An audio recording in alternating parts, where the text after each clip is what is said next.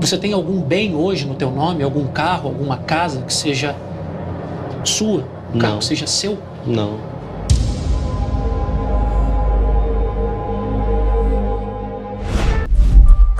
Preste atenção nesse homem. Ele caminha pela rua, se aproxima de latas de lixo e recolhe peças de roupa. Encontra um casaco e veste ali mesmo, no meio da rua. Pouca gente poderia imaginar que este homem já vestiu a camisa amarela da seleção brasileira. Eles tiveram tudo. Viveram o auge. Móveis de luxo, carros, viagens para o exterior. Eram ovacionados. Viviam uma vida majestosa. Hoje, alguns desses famosos não têm nem o básico. E o mais assustador? Da fama ao fundo do poço. Sem filtro, sem glamour. Quem você acha que nunca poderia estar nessa lista? E já aviso, um desses casos vai te chocar mais do que todos os outros. A verdade é brutal. Vamos começar. Renato Rocha. Só imaginação. Será? Renato Rocha foi um dos primeiros integrantes da banda Legião Urbana, um dos maiores ícones do rock brasileiro. Nascido no Rio de Janeiro, ele se mudou com a família para Brasília quando ainda era jovem, e foi lá que descobriu sua paixão pela música e pelo baixo. Na década de 1980, quando Renato entrou na Legião, tudo parecia caminhar rumo ao sucesso absoluto. E caminhou. Ele participou da formação clássica da banda, gravou discos históricos e foi responsável por uma das linhas de baixo mais marcantes da época. Mas os bastidores não eram tão harmoniosos quanto os palcos. Mas tinha essa convivência fora dos palcos também? Entre vocês quatro? Não tinha? Depois do show e dos ensaios era meio que cada um pro seu lado? Com o sucesso, vieram também os atrasos, as confusões, os vícios e em 1989, pouco antes da gravação do disco As Quatro Estações, Renato foi afastado do grupo. O motivo? Seus atrasos frequentes, comportamento imprevisível e o uso excessivo de bebidas e entorpecentes. A partir dali, a queda foi lenta, mas sem freios. Nos anos seguintes, ele tentou retomar a carreira, mas os problemas pessoais falavam mais alto. Em 2012, uma reportagem da TV Record chocou o país. Renato Rocha diz que está nas ruas há 5 anos. Ele não consegue explicar direito como chegou a essa situação. Renato Rocha, ex-integrante da banda que marcou gerações, estava morando na rua, no centro do Rio de Janeiro. Em 2012, a reportagem do Domingo Espetacular encontrou o ex-baixista vivendo nas ruas do Rio de Janeiro. Em 2012, a reportagem do Domingo Espetacular encontrou o ex-baixista vivendo nas ruas do Rio de Janeiro. Ele dormia em abrigos, em bancos de praça, e só conseguia comer com a ajuda de desconhecidos. Renato sofria com a dependência química e vivia de doações. Mas, em entrevista emocionada, disse: "As pessoas só lembram da gente no sucesso. Quando a gente cai, quase ninguém estende a mão." Segundo ele, os direitos autorais das músicas da Legião Urbana não davam sequer para uma vida básica. Reclama que o dinheiro dos direitos autorais é muito pouco. Mas reclama que o dinheiro dos direitos autorais é muito pouco. Como é que pode um disco vender mais de 12 milhões de cópias e eu ficar na rua? Você deveria receber direitos autorais do quê? Do período em que você ficar? De todas as músicas que foram produzidas, de 84 a 88. E você não recebe mais. Isso. E o passado glorioso agora parecia um sonho distante. Infelizmente, a história teve um fim trágico.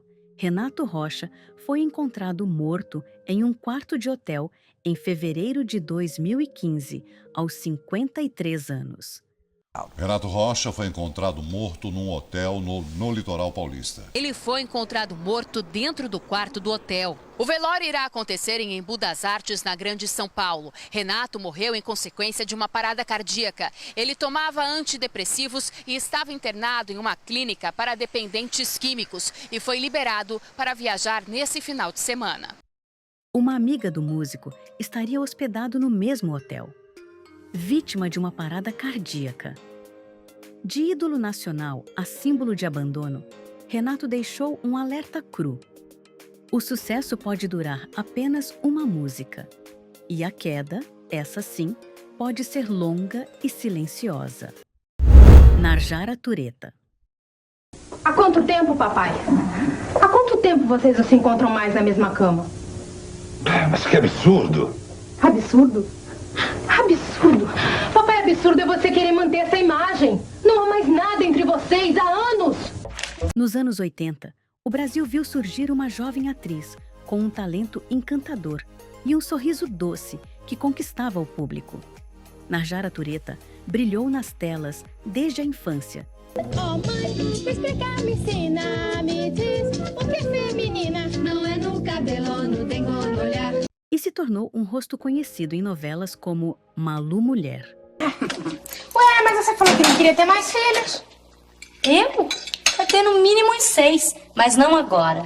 Nossa, tudo isso? Tudo com o Jorginho? Eu acho que é isso aí. Tem mais é que ter muito filho, sabe? Cadê a mãe liberal? Liberalidade é uma coisa, libertinagem é outra. Cadê a mãe liberal? Liberalidade é uma coisa, libertinagem é outra. E tantas outras produções da Globo. Ela parecia ter tudo para uma carreira duradoura. Beleza, talento e popularidade.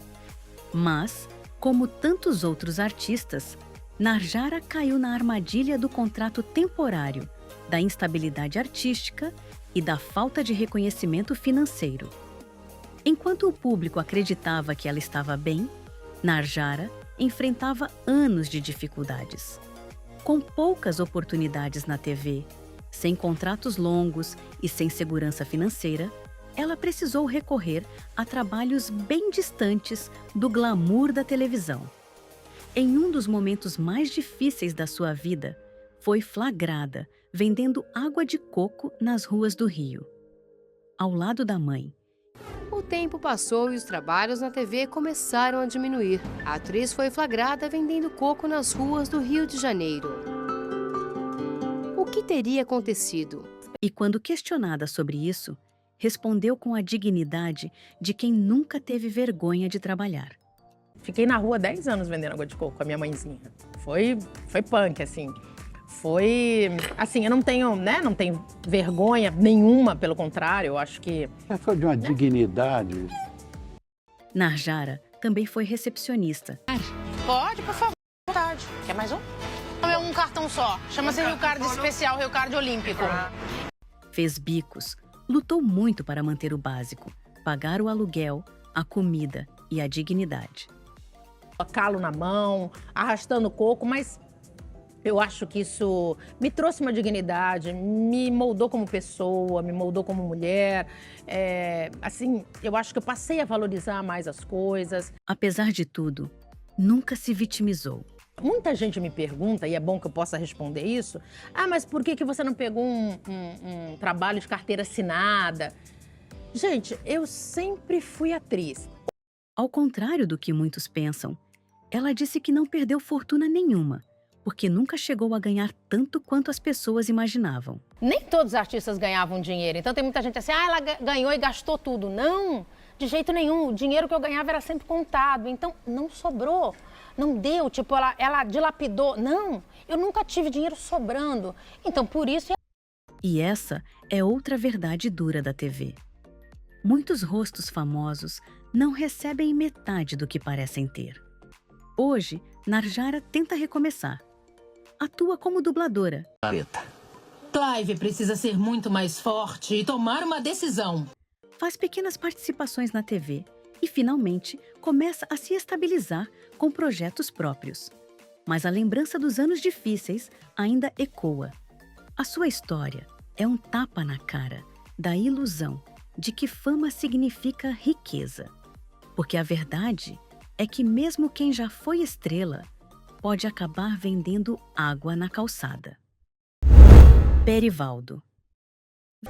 Perivaldo Lúcio Dantas ficou famoso como Peri da Pituba. Ganhou projeção nacional no Bahia no final da década de 70. Foi lateral direito do Botafogo. Passou pelo Palmeiras de Tele Santana. Ação, pode sair o gol do empate, Valdir Pérez.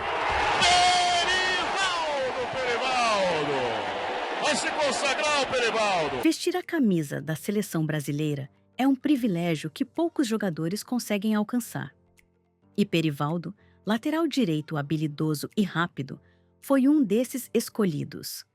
Ao longo da carreira, brilhou por clubes como Bahia, Botafogo e Palmeiras. E chegou até a jogar no futebol asiático, na Coreia do Sul. Assinou contrato de 2 temporadas com o Yukon Elephants, mas não estava feliz no país asiático. Mas o que parecia ser uma carreira consolidada e estável, logo se transformaria numa das histórias mais tristes do futebol brasileiro. Durante sua passagem pela Coreia, Perivaldo não se adaptou à cultura local. Sem pensar 2 vezes, rompeu o contrato. O fim da sua estadia na Coreia do Sul tinha um motivo. Perivaldo não conseguia ficar em um local que não conseguisse entender o que era falado. Anos depois, admitiu que foi nesse momento que sua vida começou a tomar um rumo inesperado. Para Perivaldo, foi uma das maiores besteiras da sua vida. Ele tinha um contrato de $100 mil lá em Seul. Ganhava bem, uns $9 mil por mês. Era muito dinheiro. E decidiu tentar a sorte na Europa. Perivaldo rumou a Portugal. No intuito de prosseguir a sua carreira por lá, esteve prestes a jogar no Sporting Clube de Portugal. Viajou para Lisboa, acreditando que surgiriam oportunidades nos clubes portugueses. Só que os convites nunca chegaram. Sem clube, sem contrato e agora num país estrangeiro. Ele teve que usar o pouco dinheiro que tinha para sobreviver. As economias acabaram e vieram as decisões erradas. Negócios mal feitos, golpes financeiros, promessas vazias. Em pouco tempo, o ex-jogador da seleção brasileira estava dormindo nas calçadas de Lisboa.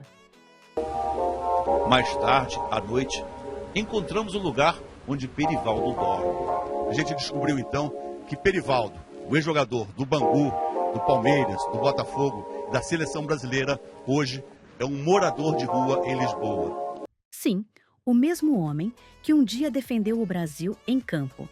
Sócrates, contra a Tchecoslováquia, salvou um gol. Ação, pode sair o gol do empate, Valdir Pérez. Agora, lutava por comida nas ruas da capital portuguesa. Eu sabia ganhar dinheiro, sempre soube. O que eu nunca soube foi administrar. Eu soube sempre ganhar dinheiro, sabia como ganhar. O problema todo meu foi administrar, que é o mais importante, não é só ganhar, saber administrar.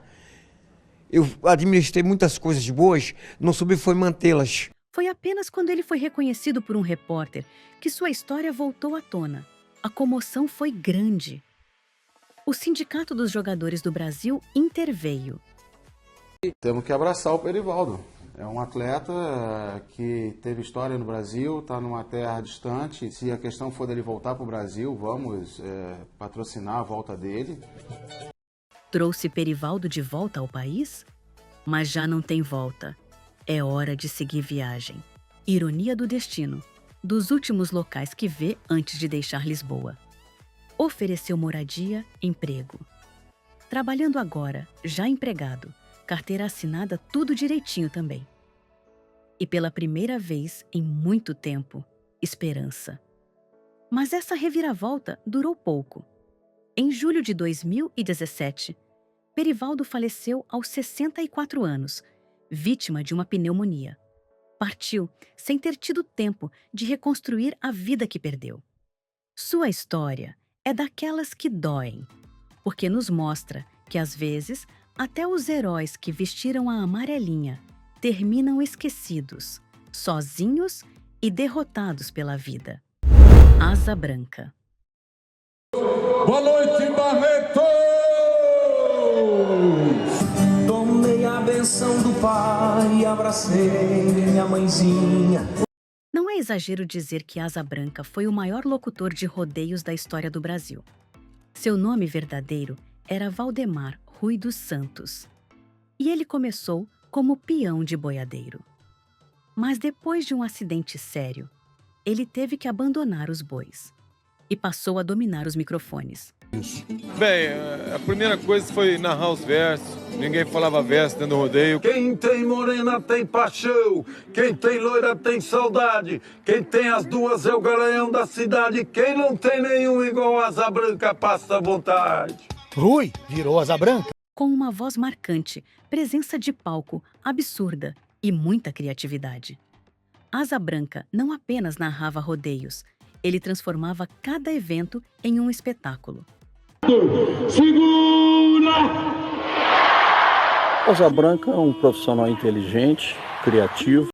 Chegava montado em cavalos, entrava de helicóptero nas arenas e fazia o público vibrar como se fosse final de Copa do Mundo.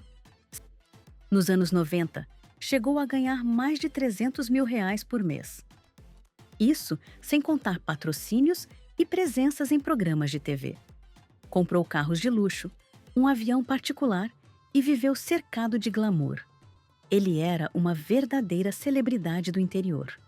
Mas junto com o sucesso, vieram os excessos. Asa Branca mergulhou fundo em festas, bebidas e drogas. Ele mesmo dizia, sem rodeios, se eu ganhava, eu gastava em bebida, droga e festa. Catei 5, outro eu 6. De uma vez só?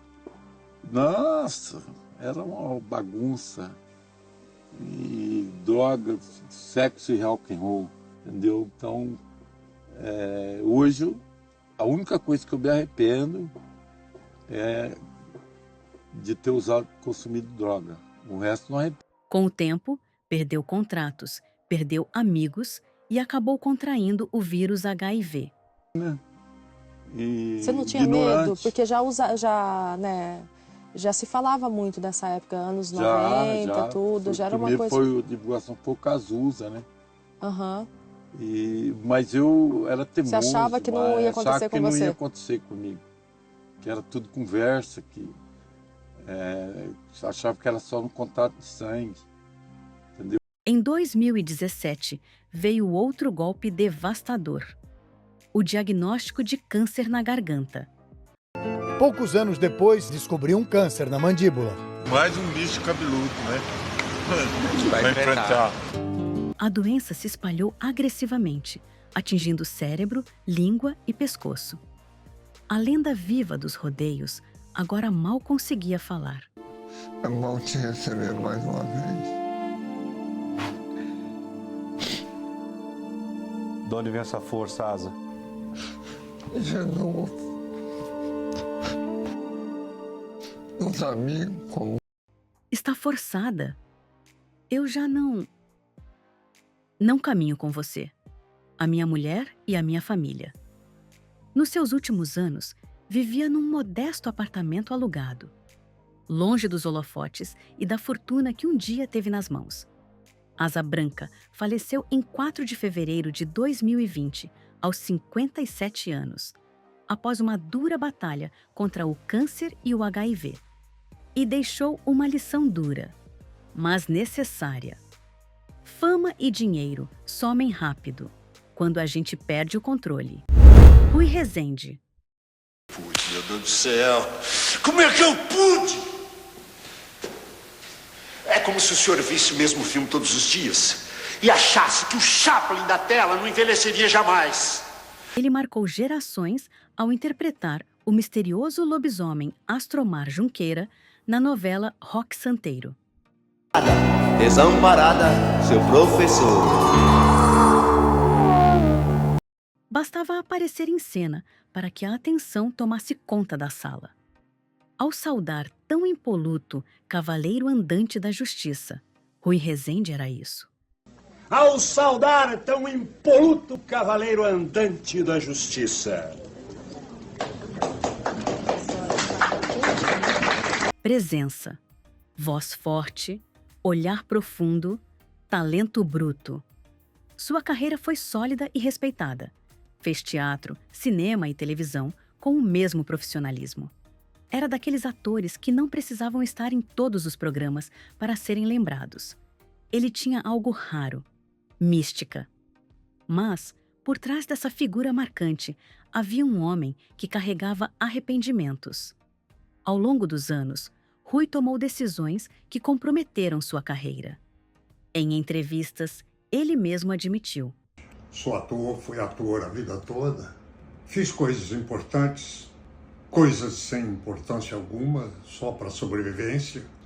E algumas delas me deram muito prazer e outras, naturalmente, foi para preencher espaço, para fazer... Porque dentro da carreira a gente faz. E, o pior, deixou passar oportunidades que poderiam ter mudado seu destino. O dinheiro que ganhou, e não foi pouco, foi mal administrado. E quando a idade chegou, a conta veio junto. Sem contratos fixos, sem previdência, sem reservas. Aos poucos, os convites cessaram. E o dinheiro também. Na velhice, Rui viu que precisava de ajuda. Foi então que tomou a decisão que muitos atores veteranos enfrentam com dor no coração: se mudar para o Retiro dos Artistas. Ali, ele reencontrou amigos do passado e passou a viver com mais dignidade. Mas não escondia a mágoa por ter sido esquecido pela indústria que um dia o aplaudiu. Hoje, ele é lembrado com carinho por aqueles que acompanham os clássicos da TV. Mas sua história nos deixa um alerta duro. Talento sozinho não garante futuro. E a fama?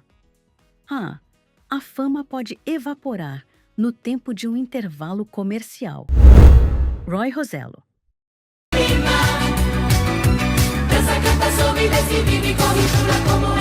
Nos anos 80, ser um menudo era sinônimo de fama mundial.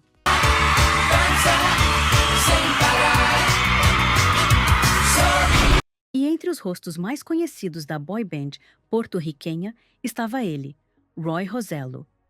Com seu charme e juventude, Roy fez parte do grupo de 1983 a 1986, período em que a banda viveu o auge do sucesso. Mas havia uma regra cruel. Ao completar 16 anos, os integrantes eram obrigados a sair. Quando essa hora chegou, Roy tentou seguir carreira solo, mas o sucesso nunca mais foi o mesmo. Vieram então os trabalhos esporádicos. Gerente de vendas em Porto Rico, dono de uma lanchonete em Porto Alegre, casamentos conturbados, e com o tempo as contas começaram a pesar. Roy tem 5 filhos com 5 mulheres diferentes. E foi justamente por não conseguir pagar pensão que sua vida virou manchete novamente. Mas dessa vez, não por música, e sim por escândalo. Durante sua participação no reality A Fazenda, teve sua prisão decretada por atraso no pagamento de pensão alimentícia. Roy foi detido na última quinta-feira em Itu, no interior de São Paulo, enquanto participava do reality show A Fazenda. O motivo? Falta de pagamento de pensão alimentícia. Foi um choque. O ex-ídolo Tim, que já arrancou suspiros no mundo todo, agora era notícia por dívidas e descaso com a família. Em entrevista ao programa de Rodrigo Faro, Roy admitiu que perdeu todo o dinheiro que ganhou com o menudo e mais. Você tem algum bem hoje no teu nome? Algum carro, alguma casa que seja sua? Um carro que seja seu? Não.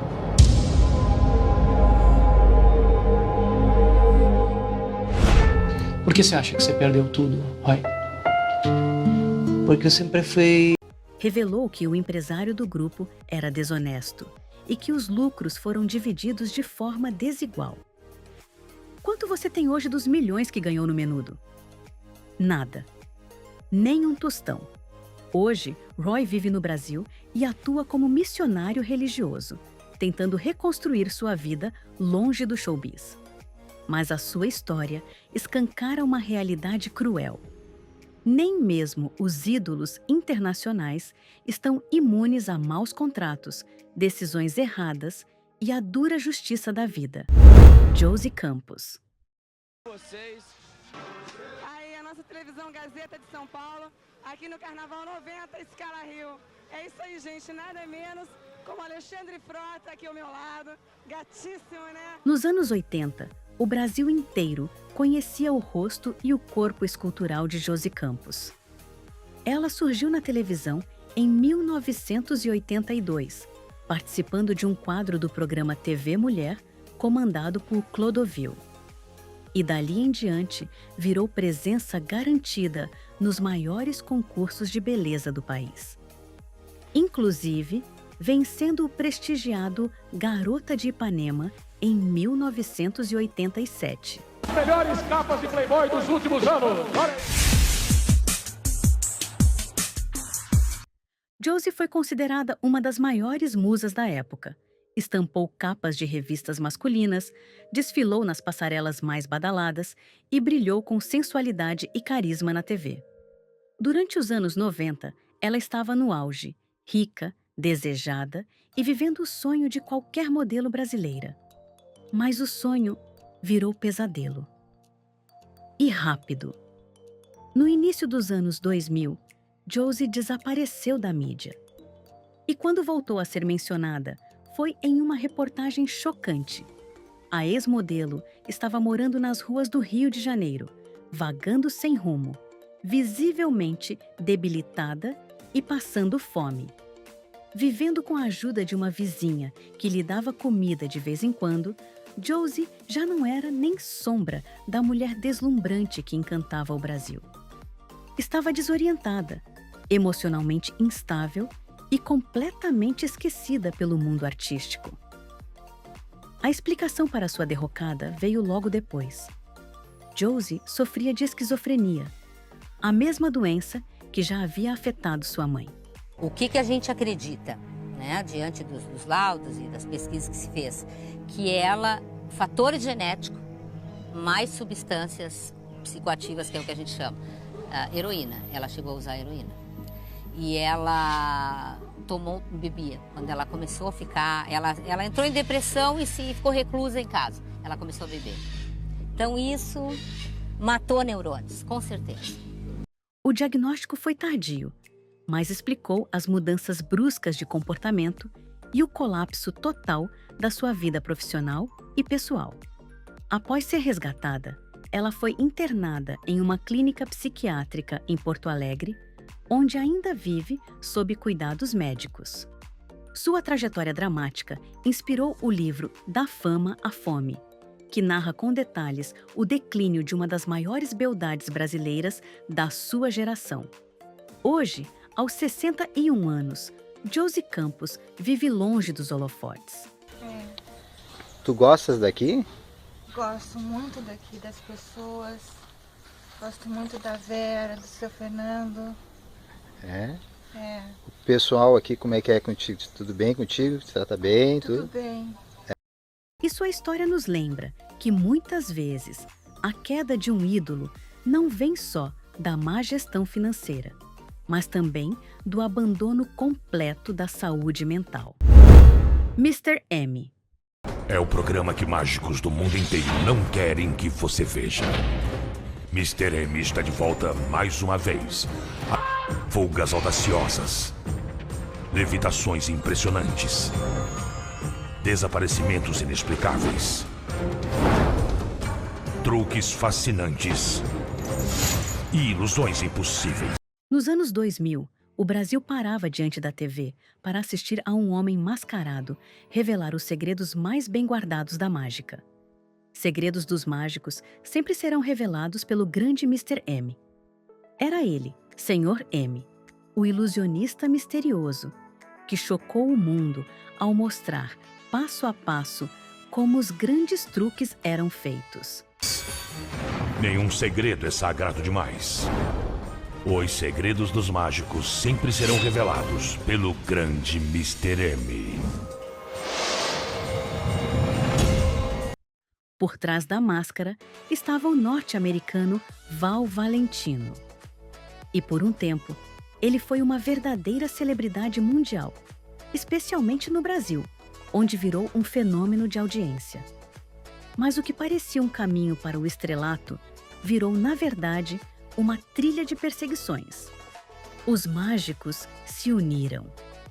Eles até abriram uma conta bancária, doando dinheiro para que alguém me matasse.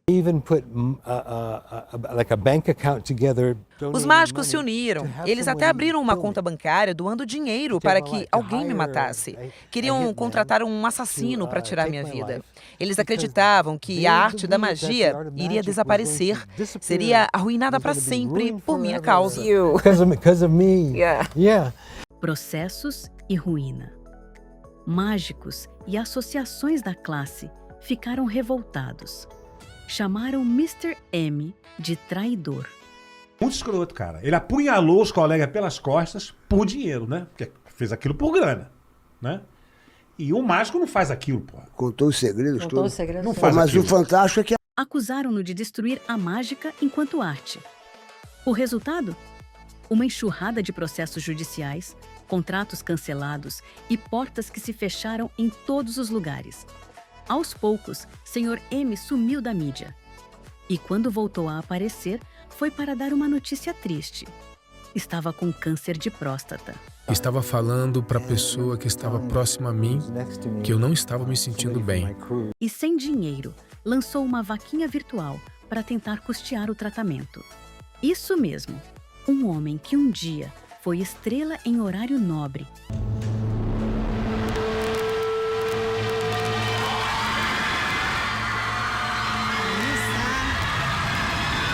Agora precisava de doações para lutar pela vida. Em 2017, já sem a máscara, ele contou tudo em entrevista para a TV brasileira. Com a voz baixa e o semblante cansado, disse que não se arrependia, mas que pagou um preço muito alto por mostrar o que os outros escondiam. Felizmente, Mr. M conseguiu vencer o câncer. E em 2023, esteve no Brasil para uma pequena turnê. Retorno de Mr. M. 10 anos depois, o mágico dos mágicos está de volta aos palcos brasileiros.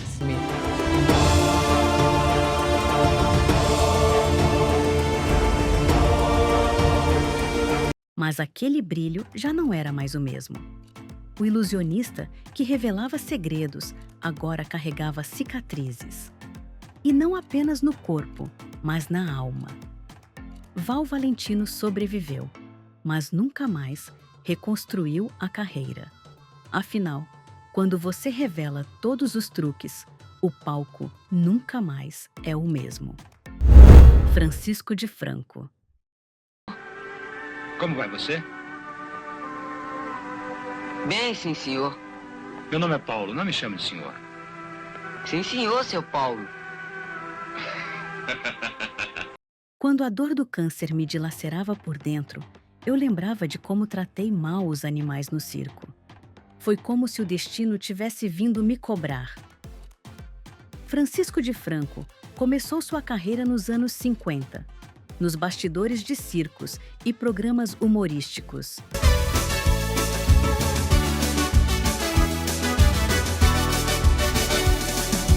Eu vou lhe ensinar o passo do elefantinho. Com carisma natural e talento de sobra, ele não demorou para chamar atenção também na TV.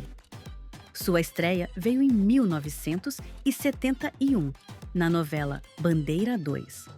Mas o estrelato mesmo chegou quando ele deu vida ao personagem principal da novela Jerônimo, o herói do sertão, na TV Tupi.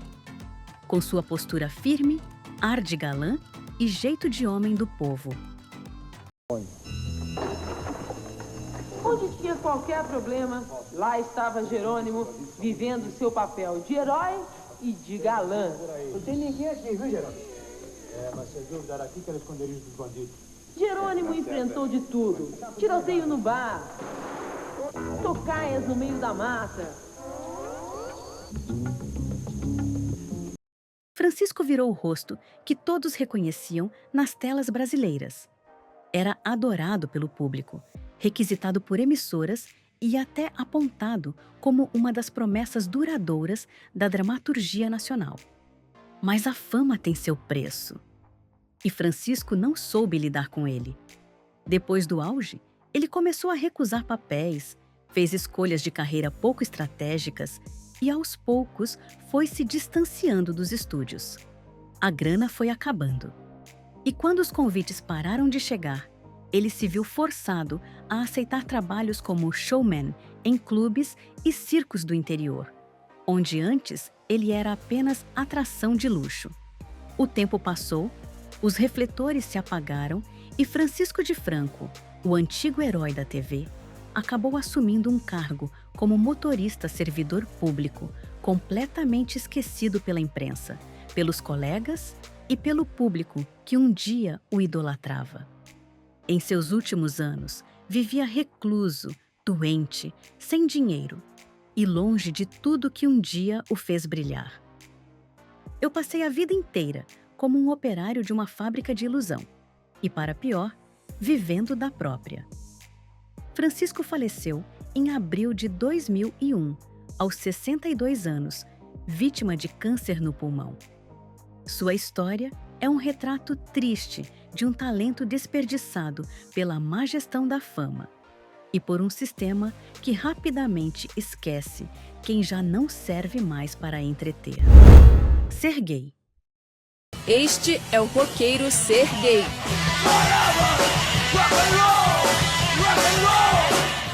Uma figura polêmica, bem conhecida no mundo da música. Ele foi o roqueiro mais excêntrico do Brasil. Serguei, nome artístico de Sérgio Augusto Bustamante, viveu como um verdadeiro personagem da era psicodélica. Com roupas extravagantes, cabelos longos e atitudes irreverentes, ele não apenas fazia shows. Ele encarnava o rock and roll.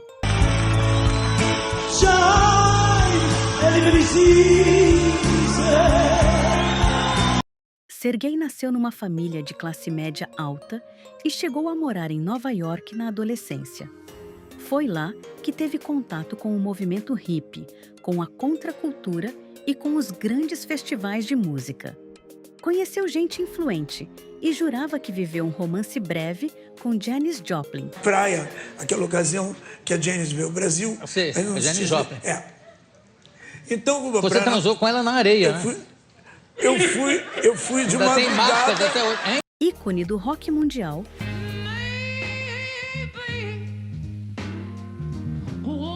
durante o festival de Woodstock em 1969. De volta ao Brasil, Serguei se tornou uma figura cultuada por uma legião de fãs alternativos.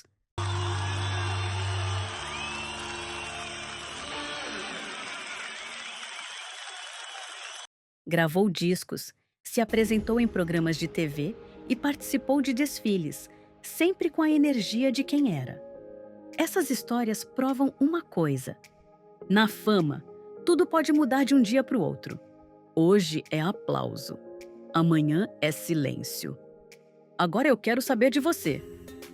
Qual desses casos mais te chocou? Deixa aqui nos comentários, porque eu estou curiosa para saber a sua opinião. E se você quiser a parte 2 com mais histórias como essas, é só pedir.